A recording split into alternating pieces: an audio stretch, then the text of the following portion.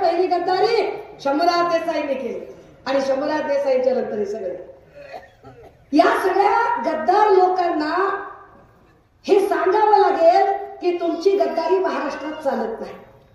हर्षद कदमची उमेदवारी हर्षद कदमला फक्त आमदार करायचं एवढ्यापुरती मर्यादित नाही. हर्षद कदमची उमेदवारी यासाठी महत्वाची आहे की शंभूराज देसाई सारख्या माणसामुळे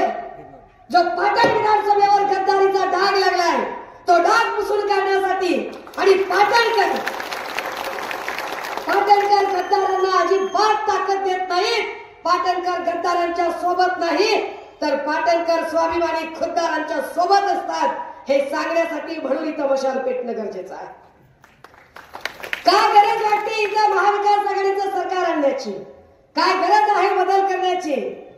राजे हो, शेतमालाच्या भावाचं काय झालंय आणि काय नाही तुम्ही सगळेजण बघताय.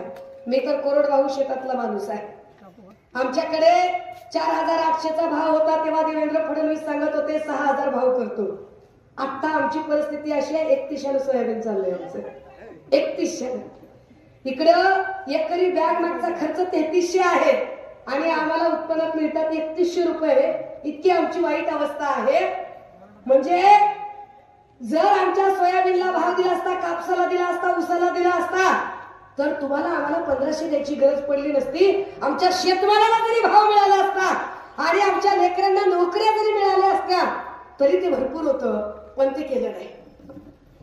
मंत्रालयात मंत्री काय पद्धतीचे भरले. एका तरी मंत्र्याला आपलं काम नीट करता यावं. अरे कोरोनाच्या काळातही एका दवाखान्यात इतके बल्कने मृत्यू झाले नाही जितके बल्कने मृत्यू कोरोना संपल्यानंतर झाले. कोरोना संपून गेल्यानंतर तानाजी सावंतांना आरोग्यमंत्री केलं आणि तानाजी सावंत आरोग्यमंत्री असताना कळवा ठाण्यामध्ये एका रात्रीमध्ये तब्बल 32 मृत्यू झाले. एका रात्रीमध्ये नांदेडला 28 मृत्यू झाले. एका रात्रीमध्ये संभाजीनगरच्या घाटीला 14 मृत्यू झाले. ज्या माणसाला हातीपाय नावाचा रोग डास चावल्याने होतो का दूषित पाण्याने होतो हे सुद्धा कळत नाही, ज्याला धरण खेकड्यांनी फोडतात का कसं फुटतं हे माहित नाही, असा माणूस आरोग्यमंत्री केला. ज्याला रुग्ण कळत नाही, कुळव कळत नाही, दांडा कळत नाही, आऊत कळत नाही, जोत कळत नाही, दुबार पेरणी कळत नाही, धूळ पेरणी कळत नाही, खतांचं 15-85 किंवा 15-15-15चं किंवा 35-35-35चं ज्याला प्रमाण कळत नाही असा माणूस कृषी मंत्री झाला. आणि एक्साईजचं खात आहे. एक्साईज कशाला म्हणतात राजे हो? अरे दारू, तंबाखू, विडी, सिगारेट, गुटखा या गोष्टींवर जो नियंत्रण आणतो तो असतो राज्य उत्पादन शुल्क खात्याचा मंत्री. राज्य उत्पादन शुल्क खात्याच्या मंत्र्याने दारू, तंबाखू, विडी, सिगारेट, गुटखा अशा सगळ्या अंमली पदार्थांवर कंट्रोल ठेवायचा असतो. ते खातं होतं शंभूराज देसाईकडे आणि शंभूराज देसाई सभागृहात काय करतोय? याच सगळ्या चॅनलवाल्यांनी व्हिडिओ दाखवले. याच सगळ्या चॅनलवाल्यांनी शंभूराज पुढच्या अब्दुल सत्ताराला तंबाखू मागतानाचे व्हिडिओ दाखवले. ते शंभूराज देसाई. कितीतरी वाईन फॅक्टऱ्या, कितीतरी दारूंच्या कंपन्या, ज्या दारूंच्या कंपन्यांचे सर्रासपणे अधिकाऱ्यांशी साठलोट करून वसुली अधिकारी तयार करून त्याचे मोकाट लायसन देऊन अफाट माया जमा करणारा शंभूराज देसाई. म्हणजे गोरगरिबांच्या घरातल्या लेकरांनी दारू पिली पाहिजे, गोरगरिबाच्या घरात लेकरांनी व्यसनाधीन झालं पाहिजे आणि त्यांनी व्यसन करून त्यांचे कुटुंब बर्बाद झाले तरी चालतील, पण शंभूराज देसाईचं घर भरलं पाहिजे. या न्यायाने जर राज्य कारभार चालणार असेल तर काय करायचं? मध्ये ड्रग्जचं प्रकरण झालं. ड्रग्जच्या प्रकरणात आम्ही वेगवेगळ्या मुद्द्यांवर बोलत होतो. काल मी मालेगाव मध्ये होते, दादा भुसेंच्या मतदारसंघात. ललित पाटीलचा कारखाना ड्रग्जचा नाशिक मध्ये होता आणि नाशिकचे पालकमंत्री दादा भुसे. मी असं म्हटलं की नाशिक मध्ये जर ड्रग्जचा कारखाना झाला असेल, साधा विचार आहे की एक ब्युटी पार्लर जर उघडायचं असेल तर पार्लर उघडायला शॉपॅकचं लायसन लागतं, लाईट बिल लागतं, घराचं भाडं द्यावं लागतं, सगळी कागद तयार करावी लागतात, मग पार्लर उघडता येतं. एवढा मोठा ड्रग्जचा कारखाना उभा राहतो, त्यासाठी लागणारी कागदपत्र, त्यासाठीच्या वेगवेगळ्या गोष्टी, एवढं सगळं करत असताना प्रशासनाच्या लक्षात आलं कसं नाही की तिथे ड्रग्जचा कारखाना आहे? का कळलं नाही प्रशासनाला की इथे ड्रग्जचा कारखाना तयार झालाय? जर हे प्रशासनाला कळलं नसेल तर पालकमंत्री म्हणून हे यश अपयश आहे पालकमंत्र्यांचं की तुमच्या नाकाखाली एवढा मोठा ड्रग्जचा, एवढी ड्रग्जचा कारखाना चालला, एवढे सगळे अंमली पदार्थ चालू होते आणि तुम्हाला कळलं नाही, अपयश आहे तुमचं. आणि जर तुमचं म्हणणं असेल की नाही नाही मला कारखाना माहित होता, तर माहित असून सुद्धा तुम्ही त्याच्याकडे दुर्लक्ष केलं, याचा अर्थ तुम्ही जाणीवपूर्वक या सगळ्या ड्रग्जवाल्या लोकांना चालना दिली का? नुसता प्रश्न विचारला. प्रश्न विचारला तिकडं, बटन तिकडं दाबलं आम्ही आणि आर्थिंग इकडे लागले. झिंगाट नुसता करंट लागला शंभूराज देसाईला. शंभूराज देसाई नुसता दणानच की सुषमा अंधारे काही बोलत आहेत, सुषमा अंधारेंना असा बोलायचा अधिकार नाही. का अधिकार नाही शंभूराजे? का अधिकार नाही? राज्य उत्पादन शुल्क खातं तुमच्याकडे आहे, दारू तंबाखू विडी सिगारेटचं खातं तुमच्याकडे आहे. माझ्या हातावरचा रेकॉर्ड सांगते काय पद्धतीने कोणकोणत्या अधिकाऱ्यांना हाताशी धरून इंदापूरची कंपनी असेल किंवा वेगवेगळे बार सेक्टर असतील, या बार सेक्टर मध्ये तुम्ही कशा पद्धतीच्या वसुल्या चालवल्या.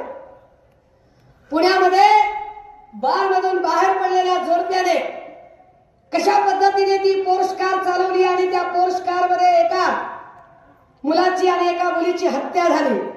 या हत्येनंतर आम्ही सगळे बार बघायला गेलो. पुण्यामध्ये 100-150 डान्स बार, त्याच्यातले फक्त 24 बारचे परवाने आहेत. फक्त 24 बारचे. 24 बार सोडून बाकीचे सगळे इल्लीगल. एवढे सगळे इल्लीगल बार चालतात तरी कसे? कुणाच्या आशीर्वादाने चालतात? मग आम्ही त्या एक्साईजच्या एसपी ला विचारलं की दादा तुला माहित नाहीत का एवढे सगळे बार चालू आहेत, सबी गेल्याच्या बाहेर खुर्च्या लागतायत, यांच्या गाड्या घोड्या आहेत, चालणाऱ्या पादचाऱ्यांना त्रास होतो, पिऊन खाऊन आलेली माणसं बाया बापड्यांना त्रास देतात, हे तुला कळत नाहीये का? बार कुणाच्या आशीर्वादाने चालत होते? अर्थात शंभूराजे देसाईंच्या. तर शंभूराजचं काय म्हणणं? सुषमा अंधारेंनी माझी इज्जत घालवली. होती का? होती का तुम्हाला? तुम्हाला लौकिक तरी कळतो का की ज्या बाळासाहेब देसाईंनी एक मोठं नाव कमावलं, लोकनेते बाळासाहेब देसाई यांच्यासाठी आम्ही विरोधक असलो तरी नतमस्तक होतो आणि लोकनेते बाळासाहेब देसाईंचा आम्ही सन्मान करतो की काही झालं तरी ते त्यांच्या पक्षाशी इमान राखून होते. पण त्या बाळासाहेब देसाईंच्या पोटाला तुमच्यासारख्या गद्दार अवलादी जर जन्माला येत असतील तर तुम्हाला तुमची जागा दाखवली पाहिजे आणि तुम्हाला सांगितलं पाहिजे की तुमच्यामुळे लोकनेते बाळासाहेबांना डाग लागलेला पाटणकरांना आवडणार नाही. इथल्या पाटणच्या जनतेला ते अजिबात आवडणार नाही, हे सांगितलं पाहिजे. म्हणाले मी आता सुषमा अंधारेवर अब्रू नुकसानीची नोटीस टाकतो. तुमची अब्रू सगळ्या महाराष्ट्रात जी दिवेशीवर टांगली गेली आहे ती आधी बघा. विरोधकांनी प्रश्न विचारल्यावर त्याची उत्तरं देण्याच्या ऐवजी त्यांच्यावरती नोटिसा पाठवणं बंद करा. त्या नोटिसा पाठवल्याने जर सुषमा अंधारे घाबरते असं वाटत असेल तर उठा, जागे व्हा, भ्रमातनं बाहेर निघा. सुषमा अंधारे गेली 20 वर्ष चळवळीत काम करते आणि 20 वर्ष चळवळीत काम करताना कुणाच्या बापचा 1 रुपया खाल्लेला नाही. त्यामुळे मी तुमच्यासारखी निंदी नाही, गद्दार नाही, मी तुमच्यासारखी झुकणाऱ्यांपैकी नाही. मी टिट फॉर टॅट तुम्हाला उत्तर देणारी आहे. त्यामुळे शंभूराज देसाईंची कदाचित आमच्या नजरेला नजर ठेवायची हिंमत नसेल, पण शंभूराज तुमच्या मतदारसंघात येऊन तुम्हाला ललकारण्याची हिंमत आम्ही ठेवतो आम्ही ती हिंमत. आम्ही ती हिंमत ठेवतो, ती ताकद ठेवतो आणि म्हणून इथं येऊन आम्ही ललकारू शकतो. सत्यजित पाटणकरांकडून आम्हाला अपेक्षा होत्या की सत्यजित पाटणकर एक चांगला आणि या लोकांच्या साठीचा उपकारक निर्णय घेतील.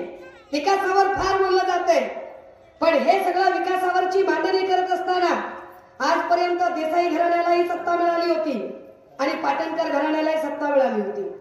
देसाई घराणा 28 वर्ष सत्तेत, पाटणकर घराणा 20 वर्ष सत्तेत, पण तरीही दोघे एकमेकांना विकासाचे प्रश्न विचारायला लागले. म्हणजे काय? तुम्ही इथल्या जनतेला वेड्यात करता का?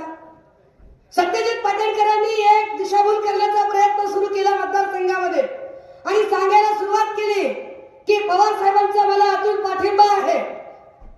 मला वाटतं सत्यजित पाटणकर सारख्या माणसाने जरा जबाबदारीने बोललं आणि वागलं पाहिजे आणि त्यांच्या कार्यकर्त्यांनी हे नीट समजून घेतलं पाहिजे की तुम्ही बोलताना कुणाबद्दल बोलत आहात. महाविकास आघाडीचे शिल्पकार असणाऱ्या शरदचंद्रजी पवार साहेब, वय वर्ष 84, या माणसाच्या विश्वासार्हतेबद्दल तुम्ही शंका निर्माण करायचा प्रयत्न करताय, जे अत्यंत चुकीचं आहे. आम्ही पवार साहेबांच्या संबंधाने आम्ही जयंतराव पाटील आणि सुप्रियाताई सुळे यांना विचारलं की अशा पद्धतीने सत्यजित पाटणकरांनी प्रचार सुरू केलाय. काय खरं काय खोटं आम्हाला कळलं पाहिजे. महाविकास आघाडीचा धर्म तुम्ही पाळणार आहात का नाही? महाविकास आघाडीचा धर्म म्हणून इथे महाविकास आघाडीचे अधिकृत उमेदवार जर हर्षद कदम उभे केले असतील तर सत्यजित पाटणकर कोणत्या आविर्भावात बोलत आहे? आणि त्या सगळ्यांनी सांगितलं की तुम्ही पाटणमध्ये जाऊन पाटणच्या जनतेला हे आवर्जून सांगा की आमचा आणि सत्यजित पाटणकरांचा अजिबात संबंध नाही. सत्यजित पाटणकर दिशाभूल करत आहेत आणि सत्यजित पाटणकर हे पवार साहेबांच्या नावाची बदनामी करण्याचा प्रयत्न करत आहेत. राष्ट्रवादी काँग्रेसचा आणि सत्यजित पाटणकरांचा अर्थार्थी कसलाही संबंध येत नाही.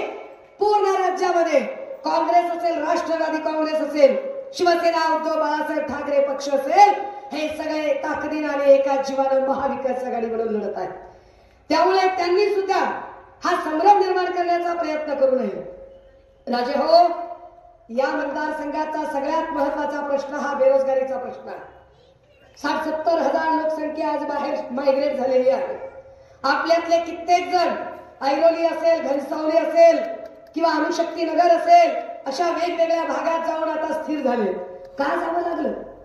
का या लोकांना आपलं घरदार सोडावं लागलं? का ही लोक रानमाळ झाली? का या लोकांना जिथे आपली नाळ पुरली तो गाव सोडावा लागला? शंभूराज देसाई सारख्या माणसांनी विकास केला असता तर ही माणसं इथं थांबली असती. इथं एमआयडीसी उद्योगधंदे आले असते तर ही माणसं इथं उद्योगधंद्यासाठी थांबली असती. पण इथं उद्योगधंदे आलेच नाही. इथं उद्योगधंदे येण्यापेक्षा फक्त आणि फक्त टक्केवारी आणि दलालीचं राजकारण आलं. आपल्यातल्याच मिसळून न फुटलेल्या छपऱ्या छुपऱ्या टपऱ्यांना करोड रुपयाचे कॉन्ट्रॅक्ट द्यायचे आणि त्यांनाच मोठं करायचं. जो जी हुजूर करतो, जो समजा जर शंभूराजने जर विचारलं, बोल रे रेडा दूध देतो का, तर जो म्हणतोय साहेब देतो साहेब, 2 लिटर काय साहेब 4 लिटर देतो, त्याला 50 लाखाचं काम. आणि जो म्हणेल काय बोलतो साहेब, हो सगळेच रेडे दूध देतात, चरवी हातात घेतोय, सांगा कोणत्या रेड्याचं काढायला जाऊ, त्याला लगेच 1 करोडचं काम. जे कुणी जी हुजरेगिरी करतात असे हुजरेगिरी आणि मुजरेगिरी करणाऱ्यांचा एक कंपू इथं शंभूराजने तयार केला. मला असं वाटतं की तुमच्यासारखी माणसं स्वाभिमानी राजकारण काय आहे ते ओळखतील. मला कल्पना आहे की हर्षद कदम नवीन आहे. काही लोकांना वाटत असेल की एवढ्या मोठ्या हत्तीच्या मस्तकासमोर एवढा कोवळ्या वयाचा पोरगा कसं काय टप देऊ शकेल. दादा हो, ज्ञानेश्वर माऊलींनी अत्यंत कोवळ्या वयात ज्ञानेश्वरी लिहिली. छत्रपती शिवरायांनी कोवळ्या वयामध्ये स्वराज्य स्थापनेचा ध्यास घेतला. वय किती आहे हे मॅटर करत नाही राजे हो, त्याची काम करण्याची इच्छाशक्ती किती आहे, त्याची काम करण्याची जिद्द किती आहे, त्याची प्रामाणिकपणा किती आहे हे जास्त महत्वाचं आहे. काही लोक असं म्हणतात की शिवसेनेने उमेदवार देताना इतके साधे उमेदवार का दिले. हो, आम्ही साधे उमेदवार दिले, आम्ही गरीबातले गरीब उमेदवार दिले, कारण ही शिवसेनेची खरी ओळख आहे. वंदनीय बाळासाहेबांनी अशाच लोकांना, कोण होती माणसं, कुणी टपरी चालवायचं, कुणी रिक्षा चालवायचं, कुणी पान विकायचं, कुणी अजून काही करायचं, अशाच लोकांना उमेदवारी दिला ना आणि अशीच लोक मोठी केली. शिवसेनेची ही खासियत आहे की शिवसेनेने सामान्यातल्या सामान्य माणसाला वर्षा आणि सह्याद्रीवर वावरण्याची ती क्षमता शिवसेनेने तयार केली. त्यामुळे आम्हाला विश्वास आहे आणि शिवसेनेवरती आपल्या सगळ्यांना विश्वास आहे की मातोश्री आणि ठाकरे कुटुंब ज्याच्या कुणाच्या डोक्यावर हात ठेवतं निश्चितपणे त्याचं सोनं झाल्याशिवाय राहत नाही. हर्षद कदमांच्या डोक्यावर जर सन्माननीय पक्षप्रमुख उद्धव साहेबांनी हात ठेवलेला आहे, जबाबदारीने एक उमेदवारी दिलेली आहे, तर त्या पक्षाची एक जबाबदार नेता पदाधिकारी म्हणून ही माझी जबाबदारी आहे आपल्याला सांगायची की हर्षदच्या वतीने ही जबाबदारी मोठी बहीण म्हणून मी घेतली पाहिजे आणि मोठी बहीण म्हणून सांगितलं पाहिजे की इथल्या जनतेचे प्रॉब्लेम काय आहे ते ताकदीने तुम्ही मला सुद्धा थेटपणे सांगू शकाल आणि मी बांधील असेल इथल्या प्रत्येक माणसाच्या प्रश्नांची उत्तरं द्यायला.